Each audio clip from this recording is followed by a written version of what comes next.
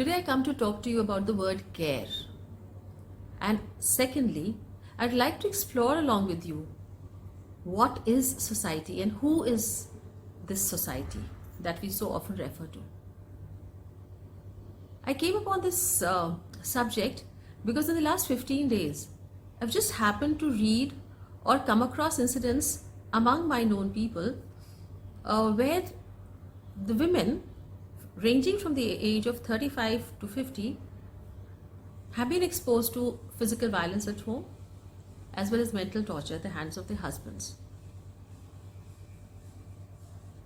What surprised me was that when I asked them, why don't you just move out? Or why didn't you at that moment move out when it started happening to you? Because they are educated. They have a job, a well-paying job. So they also have the economic security. So I thought it was the most logical thing to do, that after trying out a bit, one must just move out. Because especially if you're educated and have an economic, independent life. But almost all of them said they can't. Because log kya kahenge? Now that log kya kahenge is a society that I want to talk to you about. Who are these log? Are these people in your city, your country, the world? Or are these the people who are very close to you, your very close friends and your relatives who you interact with on an almost daily basis?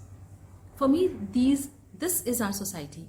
For me, society is not people around me in terms of in my building or in my city, because I don't know them, they don't know me. But the society is my very own dear ones. And they are the ones who won't let you take the step, because they have also been conditioned in a similar manner. There is mental enslavement of women. That brings me next to my question that I raised in the beginning as to what is care. Why should women be mentally enslaved? Does it not take us to their conditioning?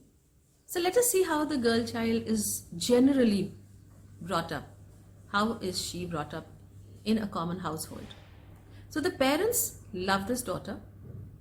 The parents want the best for their daughter.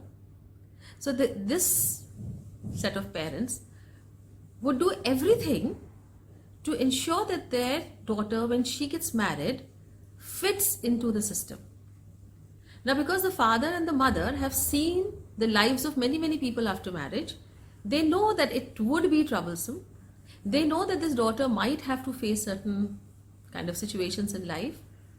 So rather than empowering the daughter to tackle the situation, in the name of care, they bring up the daughter in a manner that she becomes conditioned to whatever that she faces, that she gets mentally enslaved, so stays in that family, and she doesn't do anything that disturbs the peace.